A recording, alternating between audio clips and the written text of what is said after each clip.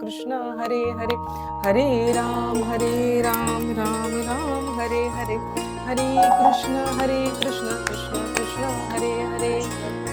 बोला पुंडलिक वरदे हरी विठ्ठल श्री ज्ञानदेव तुकाराम पंढरीनाथ भगवान की जय. माऊली ज्ञानेश्वर महाराज की जय. जगद्गुरु तुकाराम महाराज की जय. सब संतन की जय. गोपाल कृष्ण भगवान की जय.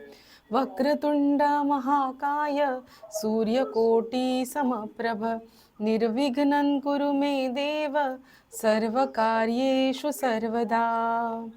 या कुन्देन्दु तुषारहार धवला या शुभ्रवस्त्रांवृता या वीणावरदण्डमण्डितकरा या श्वेतपद्मासना या ब्रह्माच्युतशङ्करप्रभृतिभिः देवी सदा वन्दिता.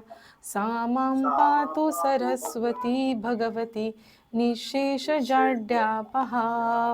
मूकं करोति वाचालं पङ्गुं लङ्घयते गिरिं यत्कृपातमहं वन्दे परमानन्दमाधवं.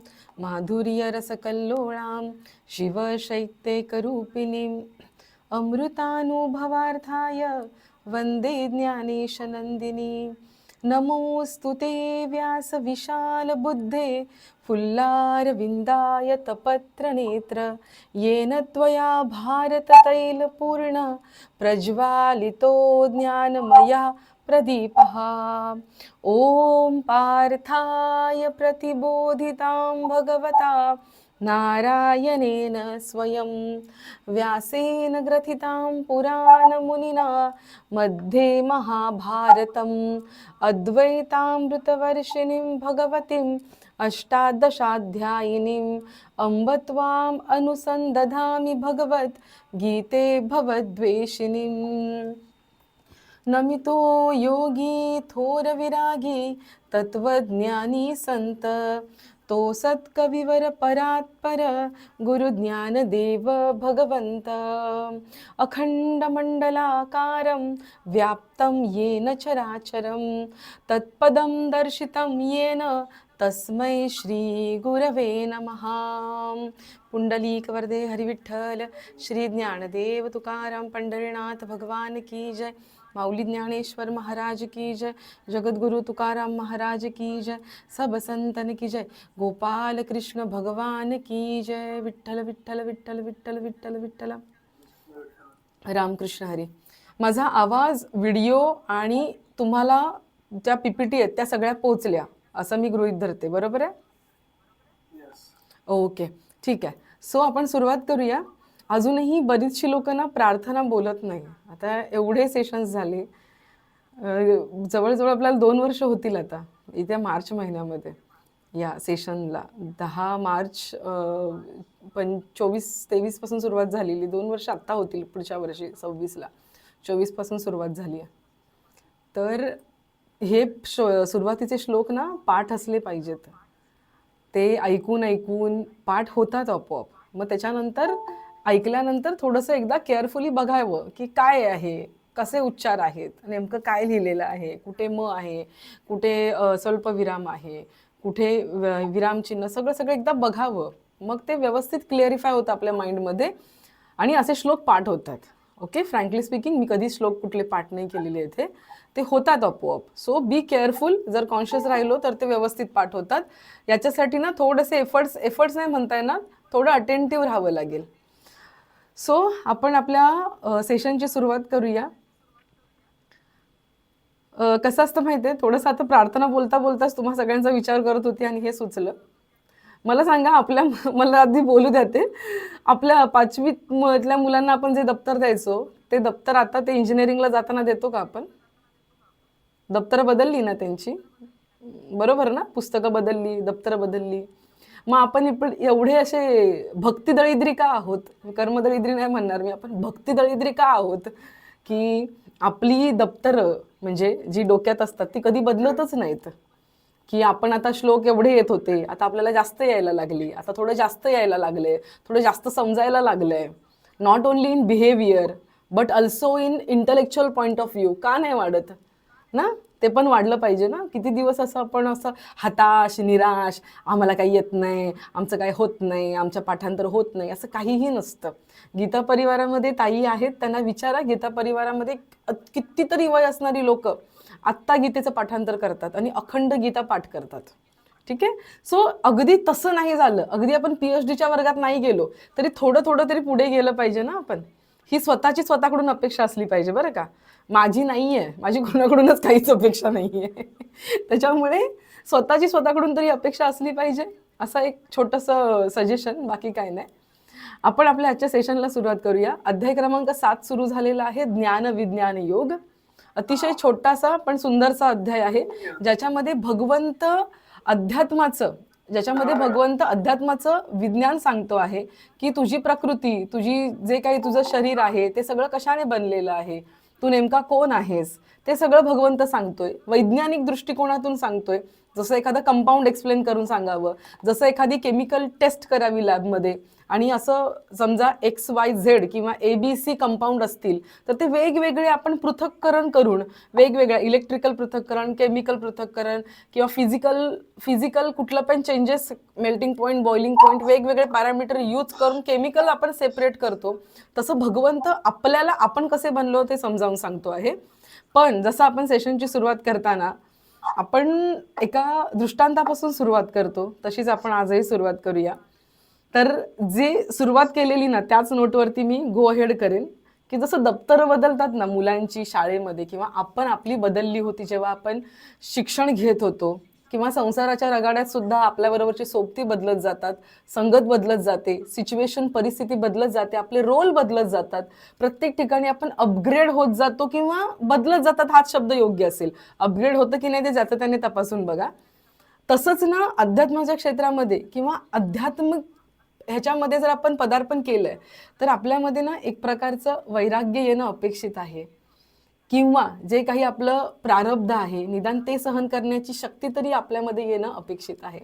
जुनी जी चिडचिड व्हायची तेवढी चिडचिड न होता निदान चिडचिड तरी आमची कमी झाली, या बेसवरती हा दृष्टांत आहे. प्रारब्ध सहन करण्याची शक्ती, मग ते चांगलं असो वाईट असो, त्यातून वैराग्य टिकवण्याची शक्ती, याच्यावरती हा दृष्टांत आहे. मागे पण याचा उच्चार केलेला की समर्थ पंचायतन म्हणून एक येतं, ज्याच्यामध्ये समर्थ रामदास स्वामींबरोबर अजून 4 जण होते, ज्यांना असं म्हणूया गुरुबंधू होते, ज्यांना वेगवेगळ्या दृष्टीने अनुग्रह झाला होता देवदेवतांकडून. असे समर्थांबरोबर राहणारे लोक होते किंवा त्यांच्या कार्यामध्ये सहभागी होणारे लोक होते. त्यांना समर्थ पंचायतन असं म्हणण्यात येतं. समर्थांना धरून 5 जण. सो असेच एक जण होते, ते म्हणजे रंगनाथ स्वामी. तुम्ही नावही ऐकलं असेल, नसेल तर नंतर गुगल करून बघा, त्यांच्याबद्दल इन्फॉर्मेशन चेक करून बघा ते कोण आहेत. सो रंगनाथ स्वामी असे होते की ज्यांना राजयोगच ज्यांच्या नशिबामध्ये होता, त्यांच्या प्रारब्धामध्ये राजयोगच लिहिला होता, असे रंगनाथ स्वामी होते. तर समर्थ रामदास स्वामी त्यांचे घट्ट मित्र. होता येईल तर तुमचे ना कॅमेरे पण ऑन करा, मला कळू द्या तुम्ही लोक कोण आहात प्लीज. म्हणजे मला माहिती तुम्ही कोण आहात, तरी सुद्धा असं स्क्रीनशी बोलते असं वाटणार नाही. सो रंगनाथ स्वामींच्या नशिबामध्ये राजयोग होता. समर्थ रामदास स्वामी एकदा काय करतात, ते त्यांना म्हणतात की तू असा राजयोग वगैरे म्हणतोस, कसं हे तुझा पेहराव वगैरे असा, म्हणजे तू स्वतःला वैरागी म्हणतोस, तू एवढी तपश्चर्या केलेली आहेस, तू एवढं लोकांसाठी काम करतो, आध्यात्मिक क्षेत्रामध्ये एवढा तू सिद्ध आहेस, ज्ञानी आहेस तू, आणि तरी सुद्धा तू असं एकदम मोठ्या राजवाड्यात राहतोस. असं जरीचा काठ असलेली पगडी घालायची, त्याच्यानंतर धोतराला सुद्धा अगदी सोन्याची नक्षी असलेलं धोतर असणार, त्याच्यावरची शाल पण तशीच असणार, अतिशय सुंदर पेहराव केलेला असणार त्यांनी. कशासाठी ना, हे हाताच्या 10 बोटांमध्ये अंगठ्या असणार, भले त्याच्याही पुढे जाऊन हातामध्ये जी काठी घेणार त्या काठीला मूठ सुद्धा सोन्याची असणार. एवढंच नाही तर रोजच्या जेवणामध्ये सुद्धा पंचपक्वान्न असणार, जेवायला अगदी सोन्या चांदीचं ताट असणार. एवढा सगळा तुझा थाट, आणि तू स्वतःला बैरागी म्हणतोस, तू स्वतःला असा अगदी मोठा ब्रह्मज्ञानी म्हणतोस, मग तुला ह्याचा मोह सुटवत नाही का? तर त्याच्यावरती रंगनाथ स्वामी म्हणायचे नेहमी की अरे काही नाही रे, माझ्या नशिबातच राजयोग आहे, तुला मी काय सांगू, मला हा नसला तरी चालेल आणि असला तरी मला फरक पडत नाही. मग एक दिवस समर्थ रामदास स्वामी काय म्हणतात की असं म्हणतोस ना पठ्या, मी एक काम करतो, तू उगाच असा फुशारक्या मारतोस तुझा राजयोग आहे, चल माझ्या बरोबर आज तुला दाखवतो मी तुझा राजयोग काय आहे ते. सगळे हे जे राजयोगातले हे जे तू कपडे परिधान केलेत ना, चांगले चांगले उच्ची अगदी श्रीमंत माणसांसारखे, हे सगळे चेंज कर आणि मी जसा लंगोट धारण करतो तसा तूही लंगोट धारण कर आणि चल माझ्या बरोबर राहणार, तुला दाखवतो तुझा राजयोग. कसा तुझा राजयोग आहे मीच बघतो ना, तुला स्वतःलाच सोडायचं नाहीये असं समर्थ त्यांना म्हणतात. आणि रंगनाथ स्वामींना घेऊन जातात. ते एका लंगोटीवरती असतात, मस्तपैकी एका डोंगरावरती नेतात आणि तिथे झाड बघून, अगदी निर्मनुष्य ठिकाण आहे, झाड बघतात आणि रंगनाथ स्वामींना बसवतात आणि म्हणतात आता तू इथे बस, मी जातो भिक्षेसाठी, मी माझ्या कामासाठी जातो, तू इथे बस, आज बघूया तुला जेवण तरी कसं मिळते. राजयोग राजयोग म्हणतोस ना, तुला जेवण तरी कसं मिळतंय मी बघतो. आणि असं म्हणून समर्थ तिथून निघतात आणि तिथून निघाल्यावरती अगदी सूर्य चढायला लागतो. रंगनाथ स्वामी तिथे बसलेले आहेत. तेवढ्या त्याच रस्त्याने, बाजूच्या रस्त्याने एक सरदार तिथून जात असतो. तो सरदार जात असताना त्याचं लक्ष रंगनाथ स्वामींकडे जातं आणि तो विचार करतो की ह्याने कपडे काही घातलेले नाही आहेत, पण हा रंगनाथ स्वामींसारखाच हा व्यक्ती दिसतोय. म्हणून तो सरदार त्यांच्या जवळ जातो आणि नीट बघितल्यावरती अरे हे तर स्वामीच आहेत असं म्हणून तो त्यांना म्हणतो की अरे तुमची ही काय अवस्था, काय तुमचा तो थाट माट आणि तुम्ही आज असे का बसले आहात. ते म्हणतात काही नाही, मला हेही आवडतं, मला इथे सुद्धा रामाचं नामस्मरण करायला भेटलं याच्याशी मतलब आहे, मला बाकी काही मतलब नाहीये. तर तो सरदार म्हणतो तुम्हाला काही मतलब नाही पण आम्हाला मतलब आहे ना, आम्हाला तुम्हाला असं बघवत नाहीये, असं नाही चालणार. म्हणून तो सरदार त्याच्या लवाजम्यासकट जो चाललेला असतो एका ठिकाणावरून दुसऱ्या ठिकाणी, जे काही त्याचं पिकनिक असेल, आउटिंग असेल, त्याच्यासाठी आता 31st लोक जातील ना, असे गोव्याला जातील, लोणावळा, गोवा, हे सगळी गोष्ट लोक कशी तुडुंब भरतील या जागा, तसा तोही सरदार चाललेला असतो. तो म्हणतो आम्हाला बघवत नाहीये तुम्हाला असं. म्हणून तो त्याच्या सेवकांना सांगतो जा चांगली मोठी अशी एक सतरंजी आणा, सजलेली सतरंजी आणा, ती घालतो बसायला त्यांना. त्याच्यावरती स्वामींना बसवतो. स्वामींना बसवल्यानंतर स्वतःची पगडी काढतो, ती सोन्याची जर असलेली ती त्यांना घालतो आणि शेला आणायला सांगतो, तो त्यांना घालतो आणि गळ्यामध्ये घालायला तिथे काय नव्हतं म्हणून स्वतःच्या गळ्यातली कंठी काढतो मोत्यांची, ती त्यांना घालतो. आणि आता स्वतःच्या सर्व सेवकांना जेवणाची वेळ झालेली असते. आता त्यांचे सेवक थोडी चटणी भाकरी बनवणार आहेत, झुमका भाकरी थोडी बनवणार आहेत. त्यांचे सेवक त्यांच्यासाठी बासुंदी, शिरा छान बेत करतात, असेल नसेल तसले पदार्थ बनवतात आणि स्टीलच्या, साध्या प्लास्टिकच्या पत्रावळ्यांमध्ये वगैरे नाही वाढत ते. मस्तपैकी चांदीचं ताट, चंदनाचा तो चौरंग छान ठेवतात त्यांच्यासमोर, त्याच्यामध्ये जेवायला वाढतात. इथे समर्थ रामदास स्वामी भिक्षा मागण्यासाठी गेलेले असतात. ते विचार करतात आज रंग्याची मजाच येईल, आज बघतो त्याचा कसा राजयोग आहे. आणि हे तिकडे भिक्षा मागून, तुम्हाला माहिती आहे समर्थांची एक नियम होता, जी काही भिक्षा मिळेल ती पाण्यामध्ये आधी धुवायची. पाण्यामध्ये, लक्ष्मण दादा, पाण्यामध्ये आधी धुवायची, जेणेकरून त्याचा स्वादही निघून जातो, त्यातले मसाले निघून जातात आणि माशांना थोडा भाग घालायचा आणि मग उरलेलं पिळून आपण खायचा, हा त्यांचा नियम होता.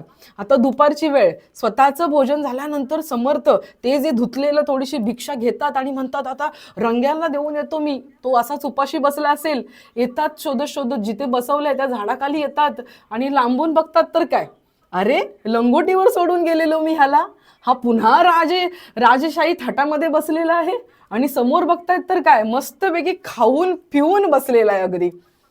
मग तिकडे गेल्यानंतर समर्थ म्हणतात खरंच लेकाच्या, तुझ्या नशिबामध्ये राजयोग आहे म्हणजे आहे. त्यानंतर रंगनाथ स्वामी म्हणतात अरे मी तिथे बसलो काय, मी कसाही बसलो काय, माझ्या मनामध्ये राम आहे, माझ्या मुखामध्ये राम आहे, माझ्या चित्तामध्ये राम आहे. तो ढळला नाही म्हणजे झालं. अंगावरती कपडे असो नसो, खायला काय मिळो न मिळो, हे ढळलं नाही म्हणजे झालं. श्रोते हो, एकीकडे आहेत समर्थ रामदास स्वामी, जे एका लंगोटीवरती ज्यांनी देश भ्रमण केलं आणि रामभक्तीचा ज्यांनी प्रचार प्रसार केला, हनुमंताचे अनेक मठ ज्यांनी उभारले, जे शक्तीचे आणि भक्तीचे प्रतीक आहेत असे मठ त्यांनी उभारले. एकीकडे ते रामदास स्वामी आहेत आणि दुसरीकडे त्यांचेच गुरुबंधू, त्यांचेच सहकारी रंगनाथ स्वामी आहे, जे राजयोगामध्ये लोळत होते तरी सुद्धा अंतःकरणातली रामभक्ती त्यांनी हलून दिली नाही.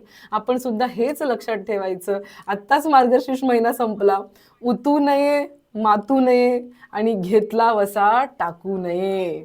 आणि हा जो वसा आपण घेतो ना, तो वसा मागे एकदा गोष्ट सांगितली होती, ते मडक्यामध्ये पाणी राहत नाही, त्याला विषयांची छिद्र असतात. मग काय करायचं, मडकंच उचलून पाण्यामध्ये ठेवायचं, जेणेकरून त्यातलं पाणी कधीच संपत नाही. तसंच आपला हा जो पदर आहे ना, ज्याच्यामध्ये आपण व्रत घेतलंय, त्याला अनेको छिद्र पडत असतात, आपल्याच इच्छांची, वासनांची, आपली जलसी, आपला मत्सर. मग ती छिद्र पडत असतात, मग ती शिवण्यासाठी अशी गीता सेशनला यायचं, पुन्हा एकदा आपला पदर शिवून घ्यायचा, ज्याच्यामध्ये आपण आपलं व्रत पुढे नेऊ, ह्याच्यासाठी या सेशनला अखंड येत चला. आणि आपण आपल्या बाजूने आपले हे विचारांचं जी पेरणी आहे ती सतत चालू ठेवू. कशीही परिस्थिती येऊ, गरिबी असो, चटणी भाकरी असो, पुरणपोळी असो ताटातली, पण अंतःकरणातलं भगवंताचं नाम ढळून न देण्यासाठी हा सगळं पसारा आहे. आणि अजून एक गोष्ट, वर्ष सरतं आहे म्हणून सांगते, 2 गोष्टी असतात बरं का, 2 गोष्टी. अर्चनाताई, उज्ज्वलाताई, होतं काय माहितीये, आपली जी ओढाताण असते ना कुठल्याही गोष्टीसाठी, ती का असते, 2 प्रकारच्या आपल्या, एक असतं नियोजित घटना आणि दुसरी असते इच्छित घटना. नियोजित घटना म्हणजे काय असतं लक्ष्मण दादा, जे आपल्या प्रारब्धामध्ये आहे, जे परिस्थितीनुसार आपल्या ताटामध्ये येणार आहे ते, त्याला नियोजित म्हणतात. ते आपल्या हातात नाहीये. जे प्रारब्धातलं आहे, जे आपल्या कर्मानुसार आपल्याला प्राप्त होणार आहे, आपल्या परिस्थितीनुसार, आपल्या संघानुसार आपल्याला प्राप्त होणार आहे, ते आपण बदलू शकत नाही. आणि दुसरं असतं इच्छित योजना, जे आपल्याला वाटत असतं की असंच असलं पाहिजे. हा अखंड आपल्या मनामध्ये ना अखंड संग्राम चालू असतो, युद्ध चालू असतं, की इच्छित ते व्हावं, नियोजित ते होऊ नये, असं आपल्याला अखंड वाटत असतं. बरोबर आहे ना? इच्छित आपल्या मनासारखं व्हावं, नियोजित आहे ते होऊ नये. मग हळूहळू ना आपला हा इच्छित जो भाग असतो ना तो कमी व्हायला लागतो आणि नियोजित भाग सुद्धा आपण भगवंताची कृपा म्हणून स्वीकारायला लागतो. हा परिणाम होतो, नियोजित भाग आपण स्वीकारायला लागतो, हा संघर्ष कमी होतो. आणि ह्या संघर्षामध्ये जो वाढलेला द्वेष आहे, मत्सर आहे, इच्छित का असतं, इतरांचं बघून तशी इच्छा झालेली असते, याचं बघून आपण तुलना केलेली असते, आपल्याही मुलांचं तसं असावं, आपलंही घर तसं असावं, आपलंही आयुष्य तसं असावं, आपलीही कपडे अशी असावी, आपल्या मनामध्ये हे सुरू झालेलं असतं, आपला पती असा असावा, आपली पत्नी अशी असावी, आपल्या मैत्रिणीच्या पतीने अरे मोठी गाडी घेतली, आपला नवरा कधी घेणार, हे आपल्या इच्छित योजना असतात, आपल्याला इच्छित गोष्टी असतात, असं व्हावं असं वाटत असतं. पण आपल्याबरोबर तेच होतं जे नियोजित असतं, जे प्रारब्धामध्ये भोग लिहिलेला असतो तो नियोजित असतो. आणि एकदा का हा संघर्ष कमी व्हायला लागला ना, हे जे बॅटल असतं ना मनातलं इच्छित आणि नियोजित, त्या बॅटलमुळे मनामध्ये ना अशुद्धी वाढत असते उज्ज्वलाताई. आणि ती अशुद्धी आपल्याला भगवंताच्या दर्शनापासून, आपल्या तत्वदर्शनापासून आपल्याला दूर ठेवते. आणि एकदा का आपला इच्छित भाग कमी व्हायला लागला आणि नियोजित योजनांना आपण स्वीकार करायला लागलो ना, की हा संघर्ष कमी होतो, अशुद्धी कमी होते आणि जे तत्वाकडे आपलं लागलेलं ध्यान आहे ना ते जास्तीत जास्त क्लिअर व्हायला लागतं. मग पुन्हा एकदा तोच दृष्टांत, जसं पाणी स्वच्छ व्हायला लागतं, शांत व्हायला लागतं की त्याचा तळ दिसायला लागतो, तसं अंतःकरण शुद्ध व्हायला लागलं की तत्वाचा वेध घेण्याची आपली जी शक्ती आहे ती वाढायला लागते, बुद्धी सूक्ष्म व्हायला लागते.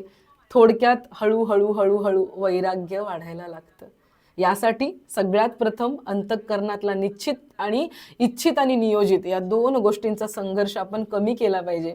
येणाऱ्या वर्षामध्ये आपण ह्या गोष्टीचं एक संकल्प केला पाहिजे. ते धावायचं, वजन कमी करायचं, जिम करायचं, ह्या सगळ्या गोष्टी तर कराच, जे काय तो फेल होणार आहेत, आम्ही गोड नाही खाणार आहे, आम्ही हे करणार आहे, आम्ही बाहेर संध्याकाळी 10 वाजता झोपणार आहे, सकाळी 5ला उठणार आहे वगैरे, ते सगळे नियम कराच तुम्ही. त्यांची जी काही म्हणतात ना काशी बनारशी व्हायची असेल ती होईलच, पण हा मोठा नियम करा. आणि हा नियम कसा तुटणार नाही ना याच्या मागे लागा. हा जो नियम आहे ना इच्छित आणि नियोजित, जेव्हापासून हे चिंतनामध्ये आलं ना तेव्हापासून मीही प्रयत्न केला. आणि लेट मी टेल यू, हा माझा पर्सनल अनुभव आहे, बऱ्यापैकी आपला वेळ वाचतो. आपली बौद्धिक धावपळ जी चाललेली असते ना, बौद्धिक, घरी ऑफिसमधून घरी गेली, मला असं घर पाहिजे, मला इतकं स्वच्छ पाहिजे, मला तसं पाहिजे, मुलांनी स्वच्छ एका जागी शांतपणे असं टॉईज बरोबर खेळत बसलेलं पाहिजे, मला छान आई अशी व्यवस्थित बसलेली पाहिजे, असं पाहिजे तसं पाहिजे, सासूंनी खाली चालायला गेलेली पाहिजे आणि मी गेलेली असते तेव्हा काहीच नसतं याच्यातलं. ते माझं निश्चित होतं, पण हे माझ्यासाठी नियोजित आहे. मी ते बघून नर्वस नाही झालं पाहिजे. काय केलं पाहिजे, बॅग ठेवायची बाजूला आणि आपल्यासाठी जे काम ठेवले ते आपण करायला लागायचं. हे जेव्हा माइंडमध्ये क्लिअर होतं ना, बस डोक्यामध्ये चिंतन सुरू होतं. G3 सेशन आणि कीर्तनामध्ये काय बोलायचं ते आपलं चिंतन सुरू झालं पाहिजे. आणि it is not only for me, की तुम्ही बोलता ताई तुमच्यासाठी ठीक आहे, आम्हाला दुसरा कामधंदाच नाही, आम्ही ह्याच्याबद्दलच विचार करणार. तर तसं नाही आहे. तोच विचार करण्याचा वेळ कमी करायचा आहे आणि चांगल्या गोष्टींबद्दल विचार करायचा आहे, म्हणजेच आपल्याला चिंतन करायचं आहे. सो या नोटवरती आपण अध्याय क्रमांक 7च्या श्लोक क्रमांक 4 पासून सुरू करायचं आणि आजचा हा जो बॅकग्राऊंड जो क्रिएट झालेला आहे, हा जो बेस क्रिएट झालाय ना, याच्यावरतीच आजचा आपण श्लोक क्रमांक 4 सुद्धा असा उचलून धरायचा आहे. भगवंत सांगतोय की आपण कसे बनलेलो आहोत आणि अतिशय महत्वाचं आहे. आपण म्हणतो ना की गीता ही उपनिषदांचा भाग आहे. आत्ता तुम्हाला फील होईल की खरंच गीता ही उपनिषदांचा भाग आहे, कारण वेदांताचा मोठा भाग किंवा सुरुवातच या अध्यायाच्या या श्लोकापासून झाली आहे असं म्हणायला काही हरकत नाही. म्हणजे सांख्ययोगापेक्षा सुद्धा डीप नॉलेज याच्यामध्ये भगवंताने आपल्याला दिलेलं आहे. मी श्लोक सांगते तुम्हाला, आपण श्लोक डिस्प्ले केलेले आहेत, आय थिंक तुम्हाला मिळालेले आहेत व्हॉट्सअपवरती ना. चला आपण श्लोकांना सुरुवात करूया श्लोक क्रमांक 4 पासून.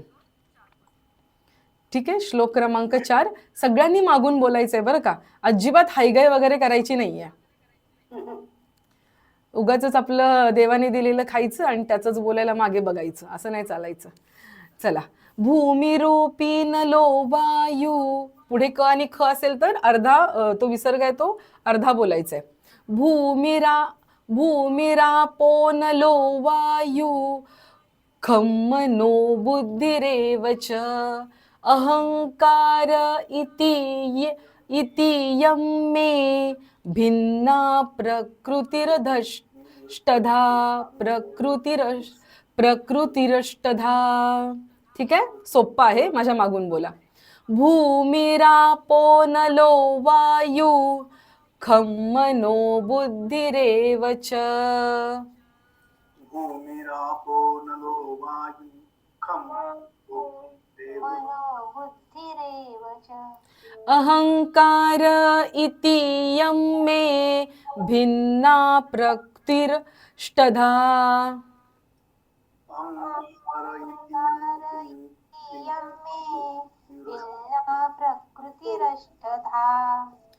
Very good. याचा अर्थ असा आहे की पृथ्वी, जल, अग्नी, वायू, आकाश, मन, बुद्धी आणि अहंकार अशी ही 8 प्रकारात विभागलेली माझी प्रकृती आहे. उज्ज्वला ताई, तुम्हीच मागे बोलला होता ना मला की स्पर्श ह्याच्याशी निगडीत आहे, बरोबर ना? आपण बोलायचं, आय थिंक ते विषय राहिलेला, मी तुम्हाला मेसेज केला की नाही मला आठवत नाहीये, पण बरोबर आहे तुम्ही बोललात ते आहे. मी मंदाताईंबरोबर बोलली तर त्या बोलल्या तिथे सुद्धा तोच प्रिन्सिपल लागू होतो. जसं आपण म्हणतो वायू पसरण्यासाठी जसं गंध पसरण्यासाठी जसं वायू गरजेचं आहे ना, तसं स्पर्शासाठी सुद्धा हे तत्व, वायू तत्व तिथे असणं गरजेचं आहे. सो सेम प्रिन्सिपल लागू पडतो आणि स्पर्श याच्याबरोबर वायू तत्व निगडीत आहे, बरोबर ना? एक्झॅक्टली. सो मी ते बोलता बोलता राहिले, तुम्ही आज कॅमेरा ऑन केला म्हणून तुम्ही मला समोर दिसला आणि बरोबर विषय पण तोच आहे. सो याचा अर्थ काय आहे? पृथ्वी, जल, अग्नी, वायू, आकाश, मन, बुद्धी, अहंकार अशा 8 प्रकारात विभागलेली माझी प्रकृती आहे. याच्याबद्दल आपण डिस्कस करूया. पुढचा श्लोक घेऊया. अपरेयमितस्त्वन्याम प्रकृतीम विधी मे पराम. तीच्या वरचा जो अनुस्वार आहे त्याचा उच्चार व करायचा, कारण पुढे व आहे. जीवभूतां महाबाहो यये दंधार्यते जगत. जगत त हलंत आहे, अर्धा बोलायचा आहे. ठीक आहे, माझ्या मागून बोला. अपरेयमितस्त्वन्यां प्रकृतिं विद्धि मे पराम. बोला.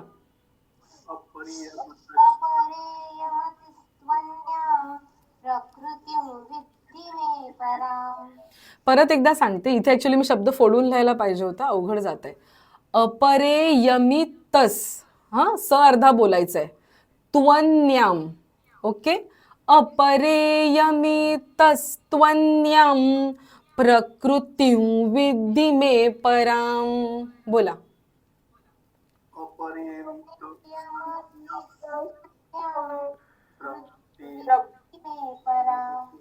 जीवभूता महाबाहो यये दन्धार्यते जगत्. जीवभूता महाभावो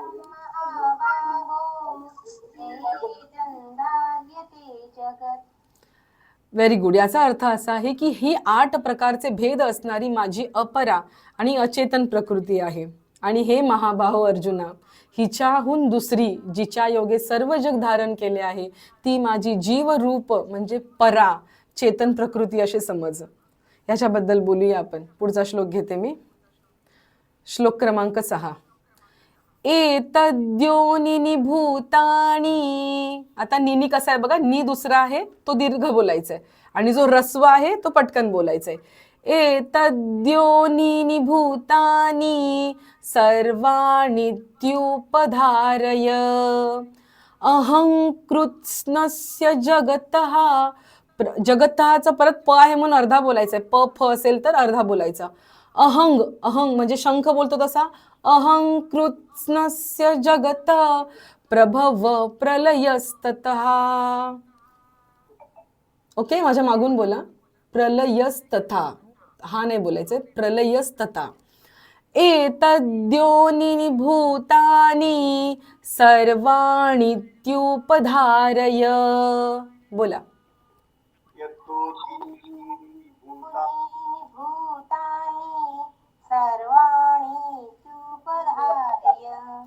अहं कृत्स्नस्य जगत प्रभव प्रलयस्तथा.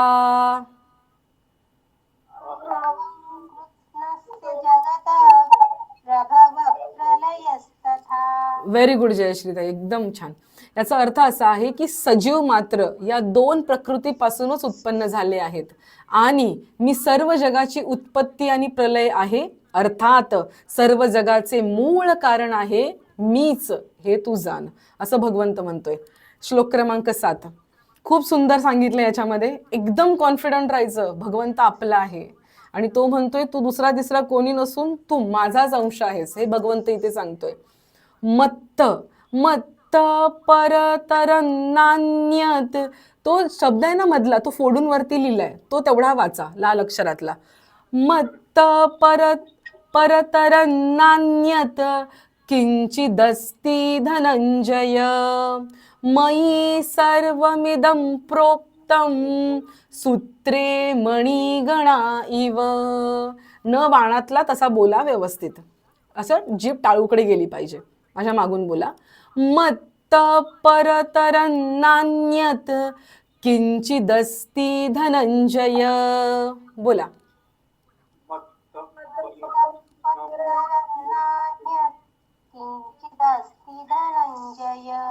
मयि सर्वमिदं प्रोक्तं सूत्रे मणिगणा इव.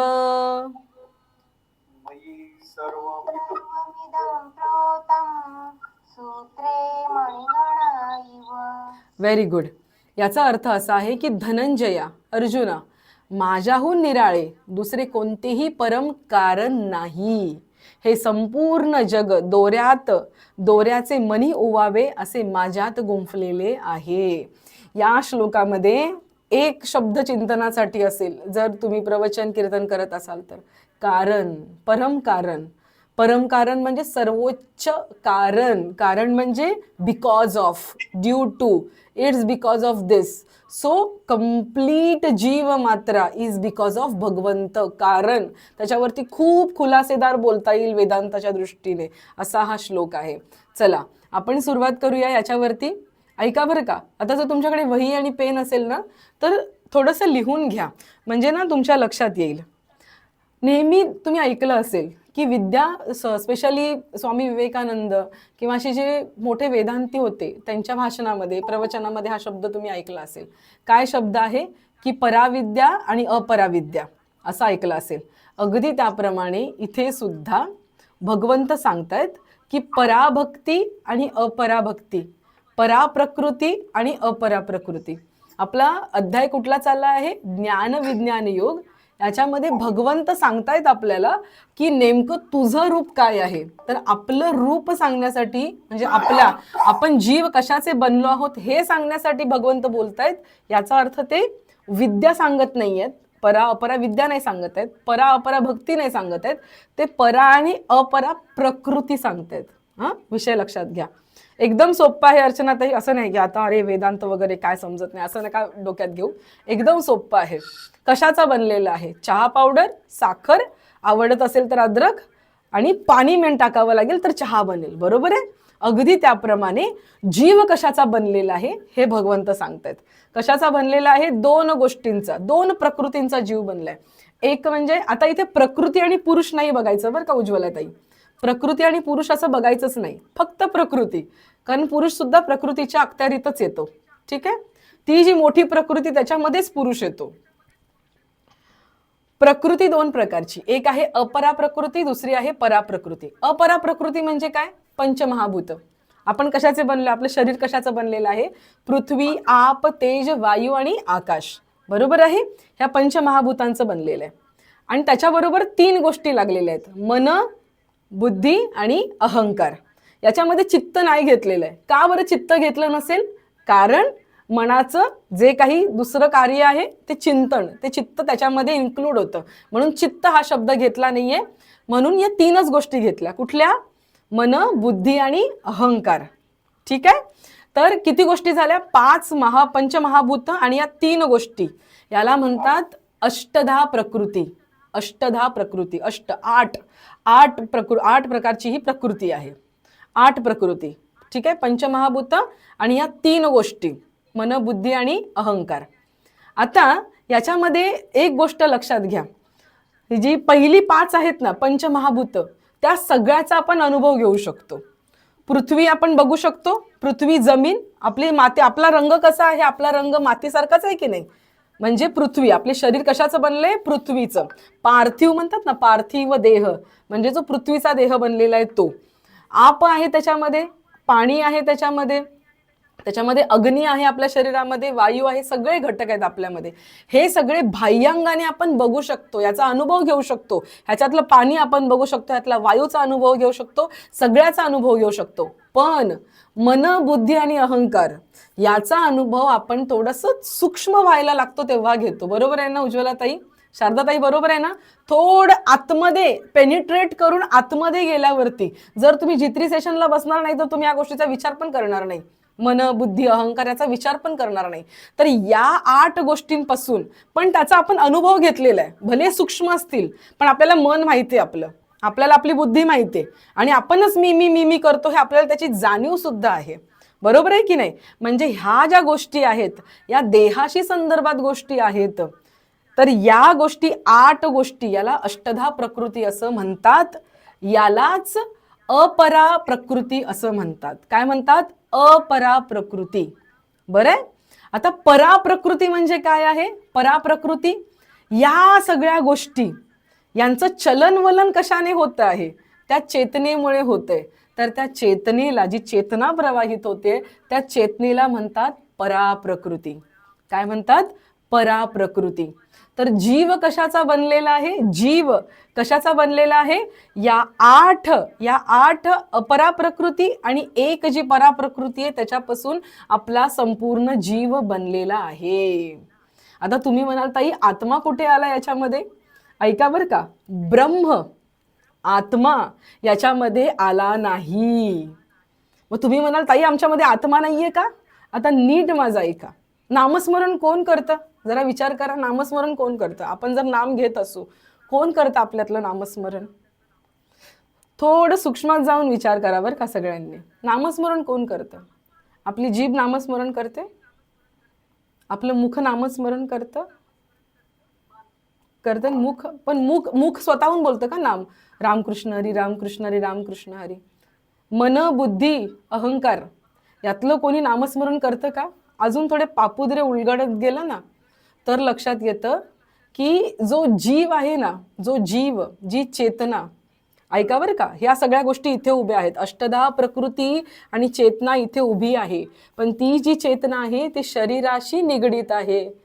शरीराशी निगडीत आहे. तिला या सगळ्या जाणीवा आहेत, दुःखाच्या सुखाच्या या जाणीवा आहेत. तो जीव नामस्मरण करत असतो. आणि तो जेव्हा या देहाकडून उठून थोडासा या साईडला कलतो ना, आत्म्याच्या बाजूला, तेव्हा तो शिव बनतो. येतंय का लक्षात? तीच चेतना असते ना, त्याच चेतनेला शिव बनवण्यासाठी आपले एवढे सगळे खटाटोप चालले आहेत, प्रयत्न आपले चाललेले आहेत. येतंय का लक्षात? जीव म्हणजे कोण आहे? जीव म्हणजे कोण आहे? जो शरीराच्या जाणीवांशी निगडीत आहे. जीव म्हणजे काय? जाणीव. निसर्गामध्ये ज्या काही गोष्टी आहेत ना, फॉर एक्झाम्पल ह्या निर्जीव लॅपटॉप, याच्यामध्ये सुद्धा चेतना प्रवाहित आहे, पण तो जीव नाहीये, कारण त्याला जाणीव नाहीये. येतंय का लक्षात? चेतना सगळीकडे आहे, कारण ॲटम, न्यूट्रॉन, प्रोटॉन ते सगळे फिरतायत. ती सगळी चेतना ती सगळीकडे, ती पदार्थ रूप चेतना आहे, ती सगळीकडे आहे. पण जाणीव रूप जी चेतना आहे ती जीवामध्ये आहे. आणि ह्याच जीवाला शिवामध्ये जाण्यासाठी शरीरावरून उठून, या प्रकृतीपासून उठून ती पराप्रकृती आत्म्यामध्ये समर्पित करण्याची ताकद फक्त मानवामध्ये आहे. म्हणून नामस्मरण कोण करतं असा जर प्रश्न कोणी विचारला तर उत्तर काय द्यायचं? देह नामस्मरण करत नाही, आत्मा नामस्मरण करू शकत नाही. मग नामस्मरण कोण करतं?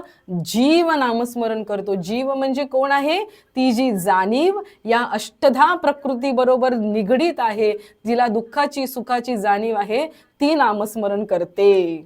अजून थोडंसं एक्सप्लेन करून सांगते, नीट ऐका. आपल्याला पुढे जाऊन 13व्या अध्यायात वगैरे क्षेत्रज्ञ कन्सेप्ट लागणार आहे. ऐका बरं का. तुम्ही आता मी फरक सांगते, जीव आणि शिव, चेतना आणि आत्मा यातला फरक सांगते तुम्हाला.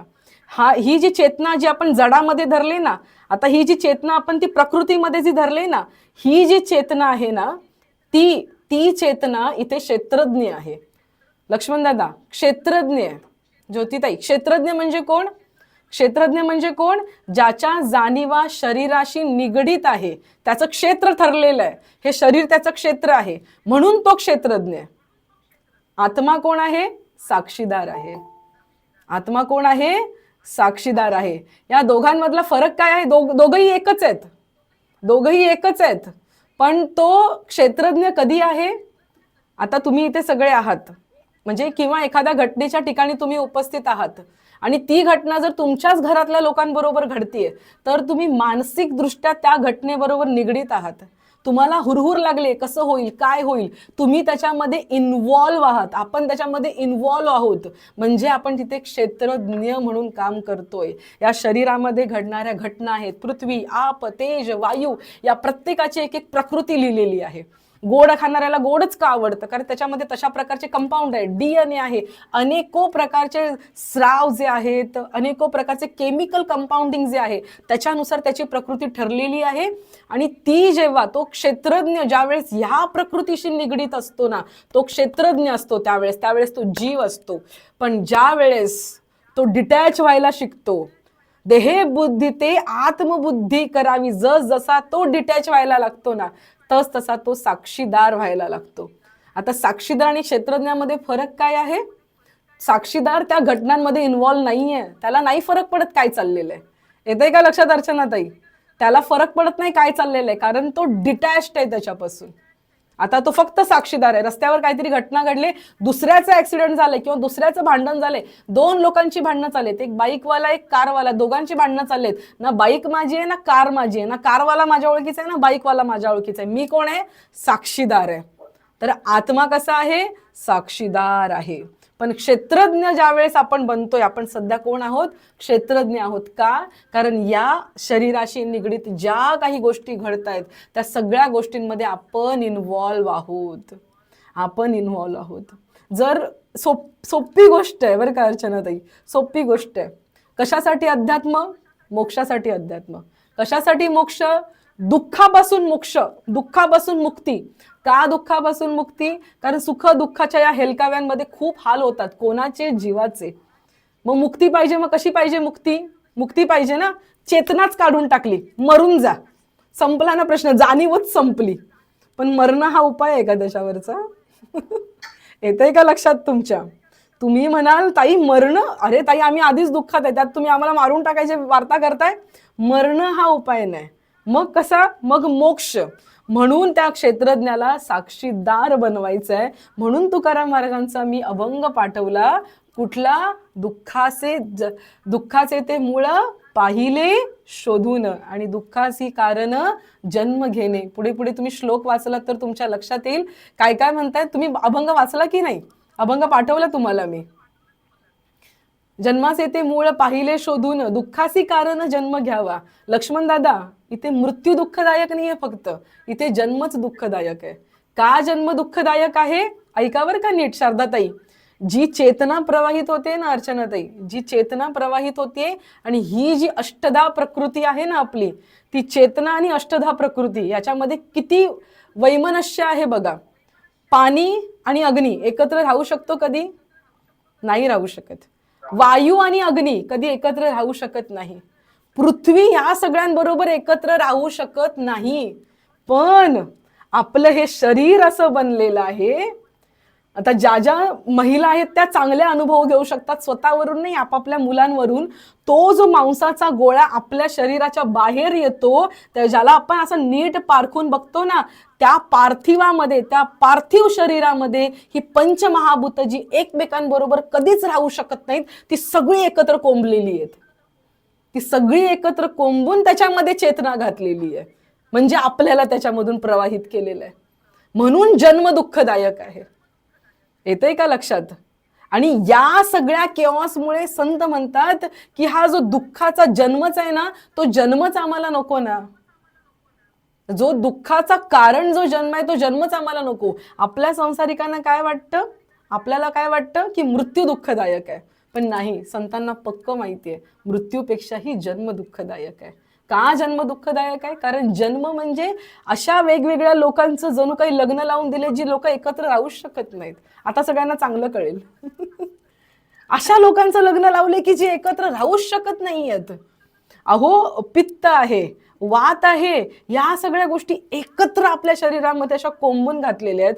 त्या प्रत्येकाची काहीतरी प्रकृती आहे, प्रत्येकाला काहीतरी आवड आहे, निवड आहे, प्रत्येकाचं काहीतरी म्हणतात ना साईड इफेक्ट आहे. प्रत्येकाला एखादी गोष्ट हवे, एखादी गोष्ट नकोय. पित्ताला चहा नकोय, पण वात प्रकृतीला काहीतरी वेगळंच लागतं, पित्त प्रकृतीला काही वेगळंच लागतं. प्रत्येकाचं काही ना काहीतरी ठरलेलं आहे.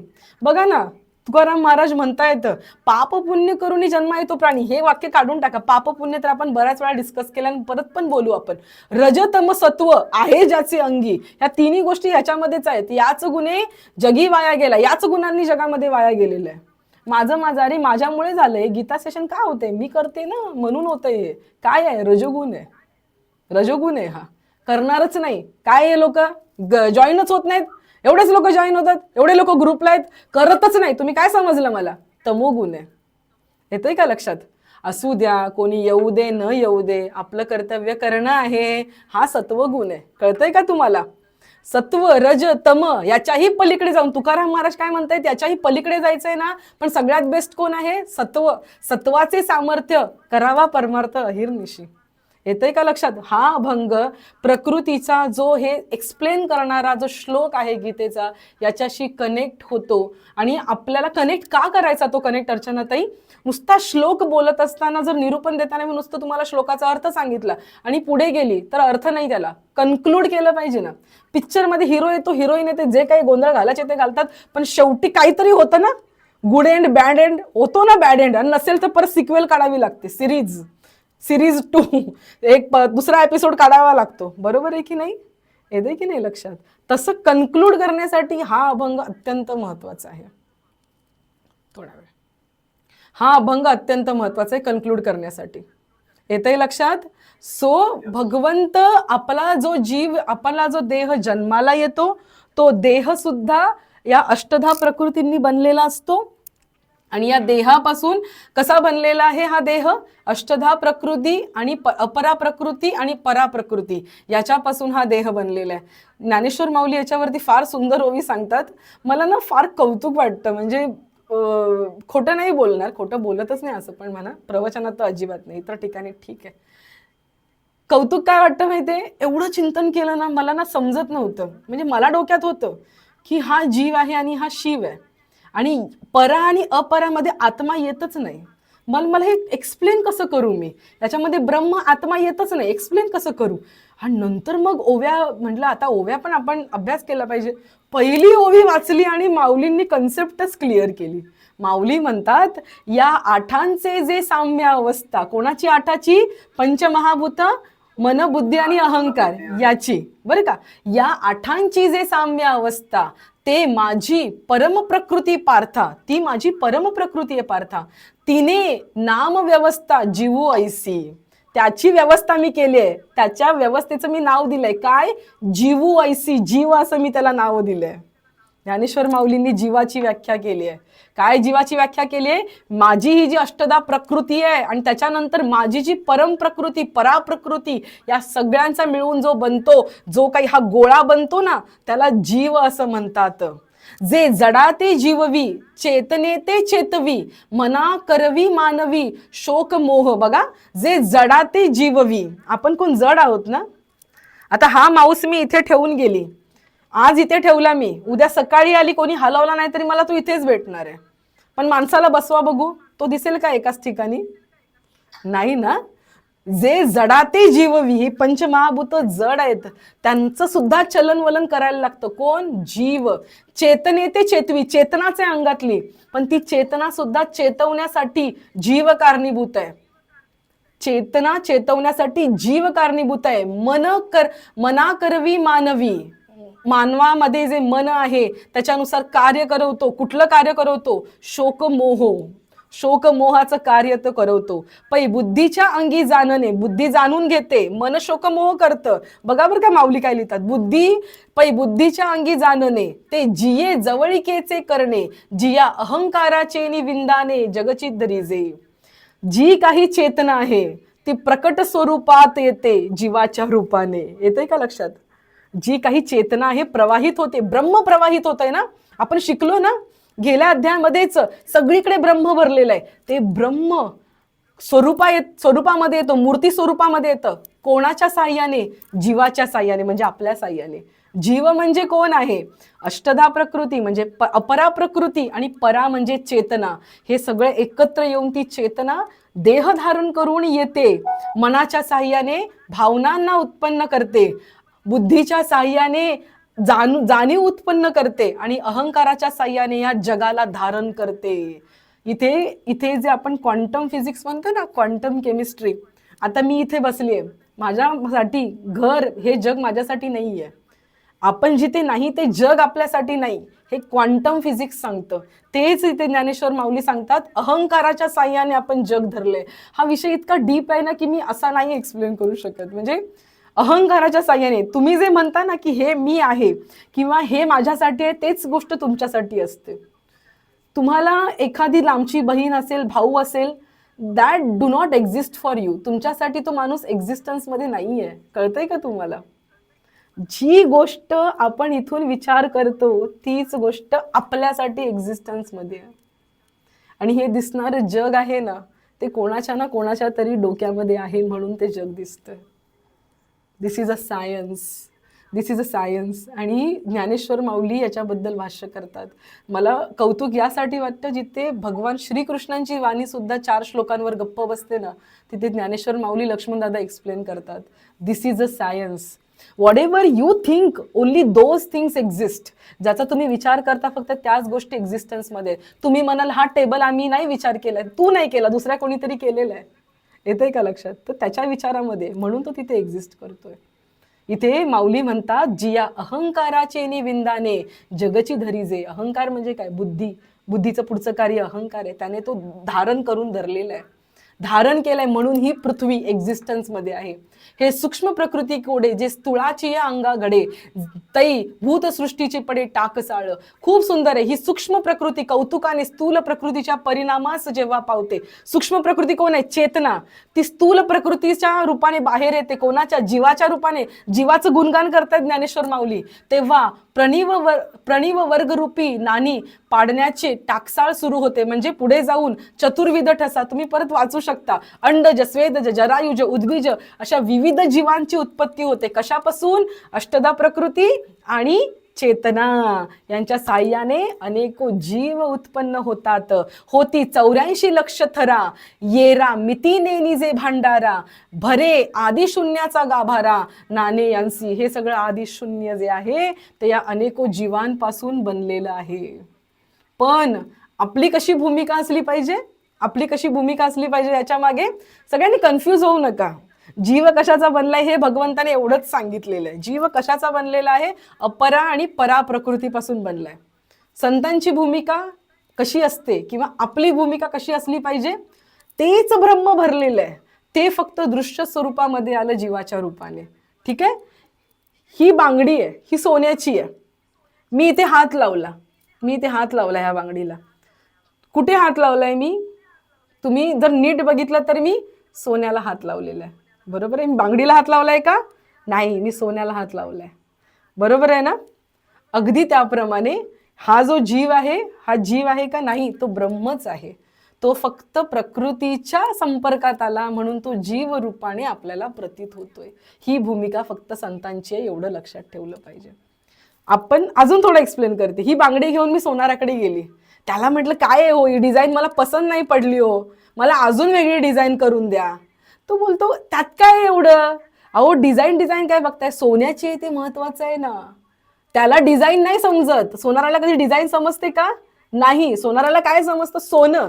तुम्ही भले सुंदर डिझाईन करून द्या, ती बांगडी जर 5 तोळ्याची असेल आणि दुसरी काही डिझाईन न केलेली असा नुसता कडा असेल 10 तोळ्याचा, किंमत कोणाची जास्त आहे, त्या 10 तोळ्याची किंमत जास्त आहे. का बरं, कारण ते सोनं बघतो, तो त्याच्यावरची नक्षीकाम नाही बघत. तसं रेडा आहे, म्हैस आहे, गाय आहे, बेडूक आहे, ही बांगडी आहे, ही गळ्यातला हार आहे, हे मंगळसूत्र आहे, ही जोडवी आहे, हे पैंजण आहेत. पण मूळ ते काय आहे, सोनं आहे. तसं हे मूळ काय आहे, रेडा आहे, गाय आहे, माणूस आहे, बेडूक आहे, पण ते मूळ काय आहे, ब्रह्म आहे. मूळ काय आहे, शिवतत्व आहे. मूळ काय आहे, आत्मतत्व आहे. आणि त्याचं स्वरूपीकरण झालंय, त्याचं प्रगटीकरण झालंय कशाच्या साह्याने, परा आणि अपरा प्रकृतीच्या एकत्र येण्याने त्याचं प्रकटीकरण झालेलं आहे, असं भगवंत इथे सांगतात.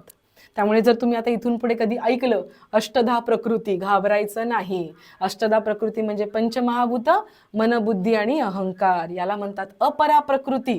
अष्टधा प्रकृती म्हणजेच अपरा प्रकृती. का, कारण ती जड आहे म्हणून त्याला अपरा प्रकृती असं म्हणतात. आणि परा प्रकृती म्हणजे चेतन प्रकृती, ती पण जडामध्येच येते. प्रकृती ती जडातच येते. का जडात येते, कारण ती क्षेत्रज्ञ आहे. जे काही अष्टधा प्रकृतीचे जे काही फिनॉमिनॉन आहेत, मुवमेंट आहेत, त्याचं जे काही जीवन आहे त्याच्याशी ती कनेक्टेड आहे, अटॅच आहे. म्हणून बघा बरं का, माणूस मेल्यानंतर आयडियली तो मोक्षाला प्राप्त झालेला असला पाहिजे, पण त्याचं मन मात्र तो जो जीव असतो, तो जीवात्मा म्हणतात ना, त्याला शिवात्मा नाही म्हणत, त्याला जीवात्मा म्हणतात. मेलेल्या माणसाच्या आत्म्याला नेहमी जीवात्मा म्हणतात. कधी पण ऐका, तो जीवात्मा का आहे, कारण त्या जीवाशी जे निगडीत अष्टधा प्रकृती होती त्याच्या फिनॉमिनॉन बरोबर तो कनेक्टेड आहे, म्हणून त्याला जीवात्मा म्हणतात. त्याची अजून पूर्ण मेले तरी डिटॅचमेंट होत नाही हो. लक्षात येतंय का तुमचं. अष्टधा प्रकृती, मन, बुद्धी, अहंकार. मन आणि अहंकार ते जे पार्थिव आहे, पंचमहाभूताचं शरीर निघून जातं, पण मन, बुद्धी, अहंकार सूक्ष्मातलं शरीर मात्र त्याच्याशी ती चेतना कनेक्टेड राहण्याचा प्रयत्न करत असते, त्याला म्हणतात जीवात्मा. हा फरक आहे आत्म्या आणि जीवात्म्यातला. दिस इज अ बेसिक डिफरन्स. आपल्याला काय व्हायचंय, आपल्याला आत्मा व्हायचंय. त्याच्याही पुढे आपल्याला परमात्मा व्हायचंय. त्याच्यासाठी आपल्याला होता येईल तेवढ्या जीवात्म्यापासून डिटॅच. बघा ना, हा जीवात्मा हा शब्द मी जेव्हा जेव्हा ऐकते, ते दशक्रिया विधीचे कीर्तन असतात, पुण्यस्मरणाची कीर्तन असतात ना, लिटरली तिकडे गेल्यावरती एक प्रकारचं वातावरण जे असतं ना, ते असं अंगावरती येतं. खरंच अंगावरती येतं. बऱ्याच वेळेस त्याचा त्रास पण होतो. मग ते आता मला शब्दामध्ये नाही मांडता येत, पण त्रास होतो.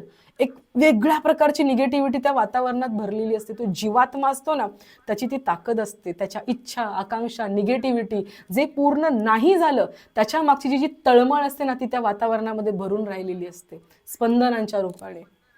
तो जीवात्मा असतो. ऐकतानाही एवढं निगेटिव्ह वाटतं, पण तोच जीवात्मा आपल्यामध्ये आता लाईव्ह आहे. लाईव्ह आपण जगलोय, आपण जगतोय, श्वास घेतोय. म्हणूनच म्हणतात ना लोक, नीट जगून घ्या, नीट काशी करा. का जगा नीट, कारण नंतर मग ते हे केलं नाही, ते केलं नाही, असं झालं नाही, तसं झालं नाही, नाही चालणार.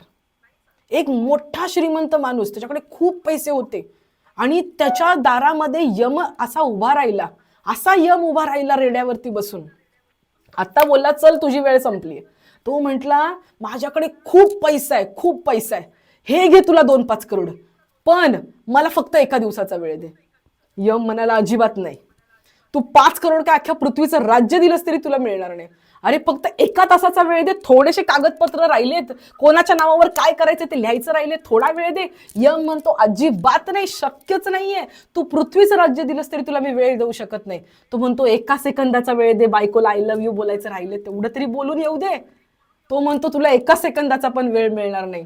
तुमचं कितीही धन असू द्या, इथलं कितीही धन असू द्या, ते धन तुमच्या आयुष्यातला वेळ आणू शकत नाही, नाही आणू शकत.